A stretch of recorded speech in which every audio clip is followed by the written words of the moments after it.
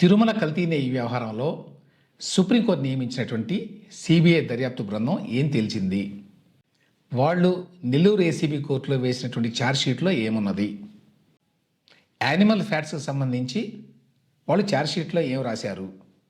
నెయ్యిలో కల్తీ జరిగింది అనే అంశానికి సంబంధించి వాళ్ళు బయట పెట్టినటువంటి అంశాలు ఏమిటి? వీటి గురించి అథెంటిక్గా తెలుసుకోవడానికి మనం సిబిఐ వారు నెల్లూరు ఏసీబీ కోర్టులో ఫైల్ చేసినటువంటి ఛార్జ్షీట్లో ఏముందో చూద్దాం. స్క్రీన్ మీద చూడొచ్చు, ఇదే ఛార్జ్షీట్. ఇది 219 పేజీల ఛార్జ్షీట్. చాలా ఉంది ఇందులో, కానీ ఇందులో మెయిన్ అంశాల గురించే మనం మాట్లాడుకుందాం. మెయిన్ అంశం ఫస్ట్ పేజ్ 35లో ఇవన్నీ నేను చదివాను కాబట్టి వాటిని కొన్ని నేను అండర్లైన్ చేసుకున్నాను. అవి మాత్రమే మాట్లాడతాను, ఎందుకంటే లేకపోతే చాలాసేపు మాట్లాడాల్సి వస్తుంది. సో 35 పేజీలో ఏముంది? ఇందులో ఏముందంటే చంద్రబాబు నాయుడు గారు అప్పట్లో ఈ కల్తీ నెయ్యిలో పశువుల కొవ్వు కలిసింది అనే మాట అన్నారు, జంతువుల కొవ్వు కలిసింది అన్నారు. దానివల్ల అనవసరంగా భక్తుల మనోభావాలు దెబ్బతిన్నాయి, తొందరపడి ముందే ఆ మాట అన్నారు అని విమర్శలు వచ్చినాయి. ఇప్పుడు కూడా వైసీపీ వాళ్ళు చెప్పేది ఏంటంటే చంద్రబాబు నాయుడు చెప్పిన మాటలన్నీ అబద్ధాలు అని తేలింది, సిబిఐ వాళ్ళు క్లీన్ చిట్ ఇచ్చారు అని కూడా అంటున్నారు. చంద్రబాబు నాయుడు గారు ఆనాడు ఎందుకు ఆ స్టేట్మెంట్ ఇచ్చారు అనే దానికి సిబిఐ వేసిన ఛార్జ్షీట్లో ఒక మాట ఉన్నది. అదేంటంటే 12/7/2024 నాడు టీటీడీ వాళ్ళు 4 ట్యాంకర్ల నుంచి శాంపిల్స్ పంపించారు. ఎవరికి? ఎన్డీడీబీ కాఫ్ లిమిటెడ్. ఎన్డీడీబీ అంటే national dairy development board. TTD received the NDDB కాఫ్ టెస్ట్ రిపోర్ట్స్ ఆన్ 16/7/24. సో 12వ తేదీ పంపించారు, 16వ తేదీన ఆ రిపోర్ట్లు వచ్చినాయి. అవి గతంలో కూడా చూపించాను నేను. ఒకటి 16వ తేదీన, ఇంకొకటి 23వ తేదీన రిపోర్ట్లు వచ్చినాయి. Which shows ghee adulteration with vegetable and animal fats. ఎంత క్లియర్గా ఉందో చూడండి. ఈవెన్ సిబిఐ రిపోర్ట్లో కూడా ఉంది. అది ఏమనుంది? ఎన్డీడీబీ వాళ్ళు ఇదిగో ఈ తేదీల్లో 2024 జులైలో ఇచ్చినటువంటి రిపోర్టుల్లో వెజిటబుల్ ఆయిల్తో పాటు యానిమల్ ఫ్యాట్స్ను కూడా కలిపి కల్తీ చేశారు నెయ్యిలో అనే మాట ఉన్నది అని చెప్పారు. అది ఫస్ట్ పాయింట్. ఇక 2009వ పేజీలో కంక్లూజన్ పేరుతోటి ఏమున్నదంటే the absence of cholesterol in the samples also suggest that the chances for presence of tallow, lard and fish oil are very low. అంటే ఇవి ఉండేటువంటి అవకాశాలు చాలా తక్కువగా ఉన్నాయి. టాలో అంటేనేమో ఎద్దు కొవ్వు, లార్డ్ అంటేనేమో పంది కొవ్వు, అలాగే చేప నూనె ఫిష్ ఆయిల్, అవి ఉండేటువంటి అవకాశాలు చాలా తక్కువ అనేటువంటి కంక్లూషన్కి వచ్చింది సిబిఐ. ఇక్కడ ఇంకొక మాట అన్నారు. It is concluded that the samples are primarily a mixture of palm oil and or palm stearin with palm kernel oil. So వీటితో తయారు చేశారు, మిల్క్తో తయారు చేయలేదు అనేది. ఇంకొక చోట ఏమన్నారు? The result suggest that the samples of ghee from TTD mainly contains vegetable oils and or fats of plant origin. ఇక్కడ క్రూషియల్ వర్డ్ ఏంటంటే result suggest that the samples of ghee from TTD mainly contains, mainly ప్రధానంగా ఉన్నవి ఇవి. అవేంటి? Vegetable fats అన్నమాట. అని possibility for presence of fat from animal origin అంటే tallow, lord, fish oil, వీటి యొక్క కొవ్వు లేక చేప నూనె, ఇవి ఉండేటువంటి అవకాశాలు అపియర్స్ వెరీ లెస్ అన్నారు. ఆ అవకాశాలు చాలా తక్కువగా ఉన్నాయి అన్నారు. అసలు లేవు అని అనలా. ఇక్కడ ఎందుకు అట్లా అన్నారు అంటే దానికి కారణాలు ఉన్నాయి. అదేంటంటే సిబిఐ వాళ్ళు మళ్ళీ ఎన్డీడీబీకి అలాగే మరొక సంస్థకి ఎన్డీఆర్ఐ ఈ రెండింటికి పంపించారు. పంపించినప్పుడు ఇది ఎన్డీడీబీ వాళ్ళు సెకండ్ టైం ఇచ్చినటువంటి రిపోర్టు. అందులో వాళ్ళు they appear to be less అన్నారు, అసలు లేదు అని చెప్పి అనలేదు.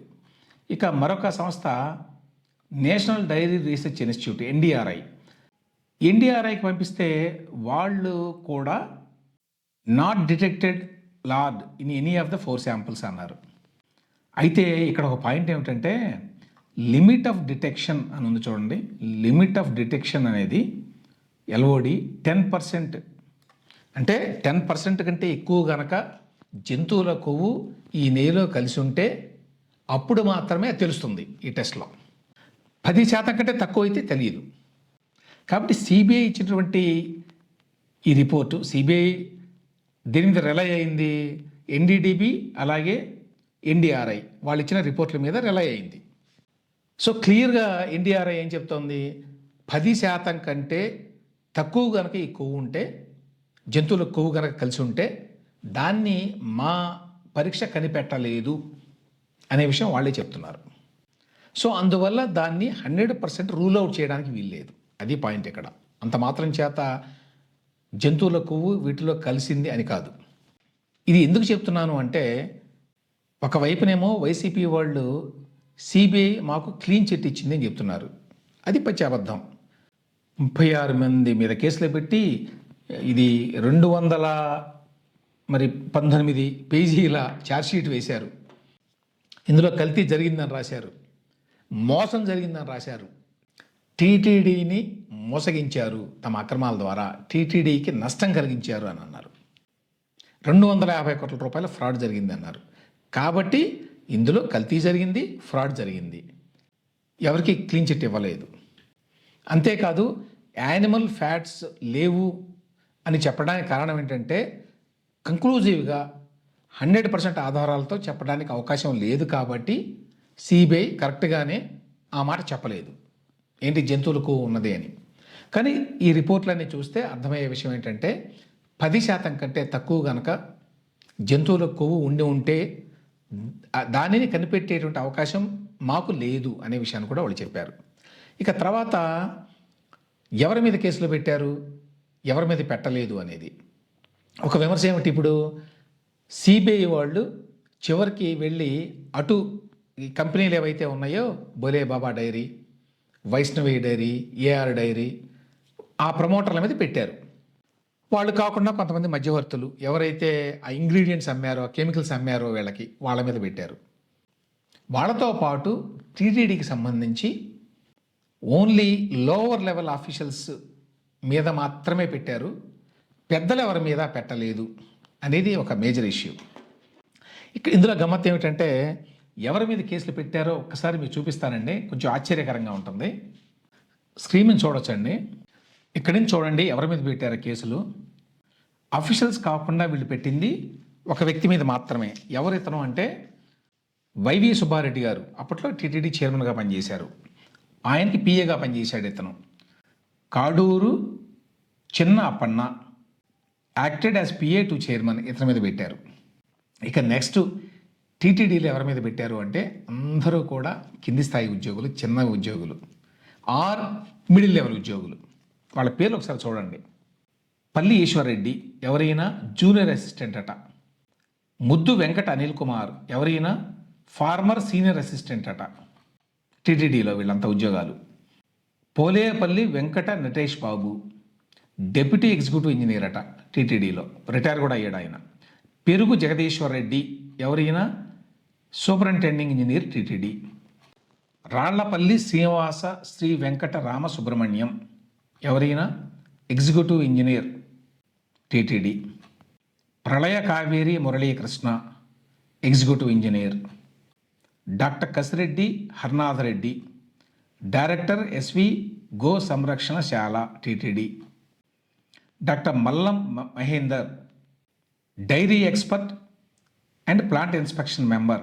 ఇక్కడ ఇంకో గమ్మత్ ఏమిటంటే, ఈ పాలు కొన్నప్పుడు టెండర్లు వేసిన వాళ్ళ ఫ్యాక్టరీస్ ఉంటాయి కదా, ఈ నెయ్యి ఉత్పత్తి చేసేటువంటి కంపెనీలు, అవి బాగానే ఉన్నాయా, టెండర్ నిబంధనలకు అనుగుణంగా వాళ్ళకి సౌకర్యాలు అన్నీ ఉన్నాయా, బాగా తయారు చేస్తున్నారా, ఇవన్నీ చూడడానికి ఒక కమిటీని వేశారు. ఆ కమిటీలో ఎక్స్పర్ట్స్ ఉన్నారు, డైరీ రంగంలో ఎక్స్పర్ట్స్ అన్నమాట వీళ్ళంతా. ఇప్పుడు వీళ్ళందరి మీద సిబిఐ కేసులు పెట్టింది. ఎందుకంటే మీరు డబ్బులు తీసుకోనో ఏదో ఆశించో సరైన రిపోర్ట్లు ఇవ్వలేదు, ఇవన్నీ బాగానే పనిచేస్తున్నాయని చెప్పి ఇచ్చారు అని. చూడండి ఎంత దురదృష్టమో వీళ్ళు. వీళ్ళు బయట ప్రొఫెసర్లుగా పనిచేస్తున్నారు, డైరీ ఎక్స్పర్ట్స్గా పనిచేస్తున్నారు. బయట వేరే చోట టీటీడీలో కాదు. వాళ్ళని ఈ కమిటీ మెంబర్లుగా వేసింది టీటీడీ. మరి వాళ్ళకి టీటీడీలో పెద్దవాళ్ళకి ఉన్న సంబంధాల కారణంగా ఇచ్చారా, నిజంగానే వీళ్ళు డబ్బులను ఆశించి ఆ Bhole Baba dairy, A R dairy, Vaishnavi dairy వాళ్ళు ఇచ్చిన డబ్బులు తీసుకొని ఇచ్చారా తెలీదు. వాళ్ళందరి మీద ఇప్పుడు కేసులు ఉన్నాయి. Doctor Mallam Mahender, dairy expert, ఈయన professor and head of the department livestock production management, college of veterinary science, Rajendra Nagar. Doctor Venkata Subramanian, ఈయనెవరు, dairy expert, ICAR agricultural technology application research institute director అట ఈయన, బెంగళూరులో. మద్ది విజయభాస్కర్ రెడ్డి, డైరీ ఎక్స్పర్టు, అంతే డైరీ ఎక్స్పర్ట్ ఉంది. ఆయన ఏం చేశాడు గతంలో తెలియదు. Doctor Battula Surendranath, dairy expert, principal scientist, NDRI Bengaluru.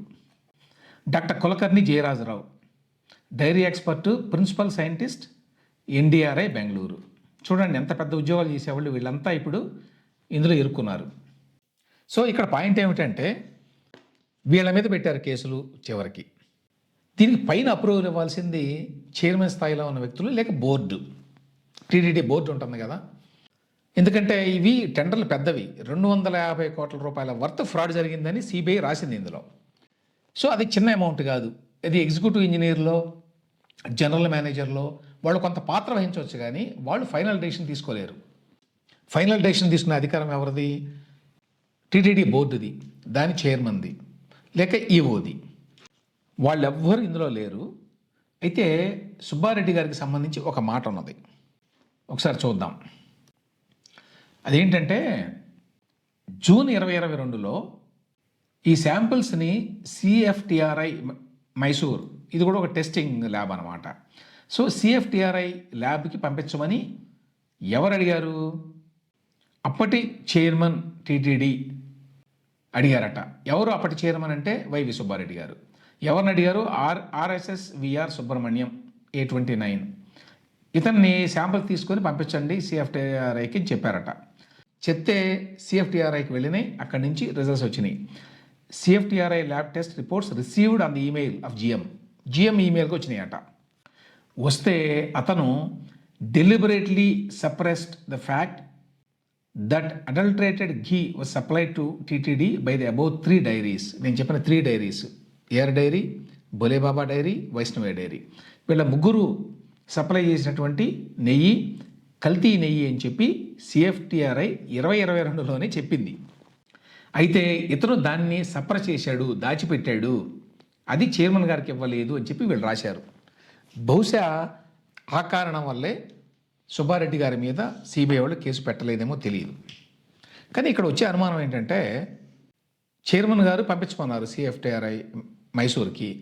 ఆ తర్వాత అడగరా, రిజల్ట్స్ ఏమైనాయి, పంపించాం కదా మనం, రాలేదా, వచ్చినాయా, వస్తే అందులో ఏముంది అని అడగాలి కదా. ఇక్కడ ఎవరికైనా ఏమనుమానం వస్తుంది?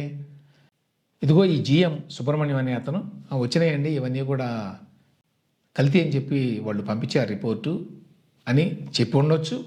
చెప్తే వాటిని బయట పెట్టద్దులే, అట్లా ఉంచి నీ దగ్గర అని చెప్పి అని ఉండొచ్చు ఆయన. అవకాశాలు ఇవన్నీ. ఎందుకంటే వైవి సుబ్బారెడ్డి గారే జిఎంని నువ్వు సిఎఫ్టిఆర్ఐ మైసూరుకు పంపించు ఈ శాంపిల్స్ అన్నిటినీ అని అంటే అని ఆదేశిస్తే ఆ తర్వాత ఫాలో అప్ ఉంటుంది కదా. ఏమైంది, రిజల్ట్స్ ఇచ్చారా వాళ్ళు, ఆ రిజల్ట్స్లో ఏమనుంది అని అడగాలి కదా. ఏం జరిగిందో తెలియదు. మరి ఎటువంటి ఆధారం లేదు కాబట్టి సిబిఐ వాళ్ళు ఎవరి మీద కేసులు పెట్టలేదు ఆ పై వాళ్ళ మీద. ఒకటేం జరిగిందంటే అప్పట్లో ఈవోగా ఉంది, ఇప్పుడు ఈవోగా ఉన్నటువంటి అనిల్ కుమార్ సింఘాల్ గారు. ఈయన ఈ మధ్యకాలంలో శ్యామలరావు గారి తర్వాత ఎగ్జిక్యూటివ్ ఆఫీసర్గా వేసినప్పుడే విమర్శలు వచ్చినాయి. ఈయన జగన్మోహన్ రెడ్డి గారి హయాంలో ఉన్నాడు అక్కడ, ఆయన మీద అప్పట్లో కొన్ని విమర్శలు ఉన్నాయి అనే మాట మాట్లాడారు. ఇప్పుడు ఏమైంది, సిబిఐ వాళ్ళు ఇప్పుడు నేను చూపిస్తున్నటువంటి ఈ రిపోర్టుని రాష్ట్ర ప్రభుత్వానికి పంపించారు. పంపించడంతో పాటు వాళ్ళు ఒక నోట్ రాశారు. ఆ నోట్లో అప్పటి ఈఓ ఇంకొక మరి 2 పేర్లు, అఫీషియల్స్ పేర్లు రాశారు. ధర్మారెడ్డి గారు గతంలో ఈఓగా పనిచేసిన అతను, అంటే అతను గతంలో సింఘాల్ గారు ఉన్నప్పుడు జేయూగా పనిచేశారు. అతన్ని మరొక అధికారిని వీళ్ళ మీద చర్యలు తీసుకోండి అని చెప్పి సిబిఐ రికమెండ్ చేసిందట లేఖలో. మరి సిబిఐ వాళ్ళు లేఖలో రాశారు కాబట్టి ఏదో చేయక తప్పదు కదా. ఎందుకంటే ఇప్పుడు సింఘాల్ గారు ఈవోగా ఉన్నారు, ధర్మారెడ్డి గారు రిటైర్ అయ్యి వెళ్ళిపోయారు, కానీ ఈయన ఉన్నారు కాబట్టి ఈయన్ని బదిలీ చేస్తారు అని చెప్పి పేపర్లో వార్తలు వస్తున్నాయి. ఇది ఎంబరాసింగ్ సిచ్యువేషన్ కాబట్టి చేయొచ్చు. అయితే మళ్ళీ అసలు పాయింట్ అదేంటంటే టీటీడీలో కల్తీ జరిగిందని, 250 కోట్ల రూపాయల ఫ్రాడ్ జరిగిందని, అందులో అసలు నెయ్యే లేదని సిబిఐ కనుగొన్న తర్వాత కూడా టీటీడీలో పెద్దవాళ్ళ మీద ఎటువంటి కేసులు పెట్టడానికి మరి ఎందుకో సిబిఐ ముందుకు రాలేదు. దీని వెనక రాజకీయపరమైన కారణాలు ఏమైనా ఉన్నాయా? గతంలో లాగానే కేంద్రంలోని బీజేపీ ప్రభుత్వం ఇక్కడ వైసీపీ నాయకులను రక్షిస్తోందా అని చాలామంది ప్రశ్నలు లేవనెత్తారు. ఇవి కాన్స్పిరసీ థియరీ కిందకే వస్తాయి, ఎందుకంటే ఎటువంటి ఆధారాలు లేవు కాబట్టి. But on the face of it ఇంత కల్తీ జరిగింది, ఇంత ఫ్రాడ్ జరిగింది, ఇంత మోసం జరిగింది అని ఒకవైపు చెప్తూనే సిబిఐ మరొక వైపున జిఎం లెవెల్ ఉద్యోగుల వరకు దీన్ని పరిమితం చేయటం ఏంటి అనే ప్రశ్న మాత్రం సశేషంగానే మిగులుతోంది.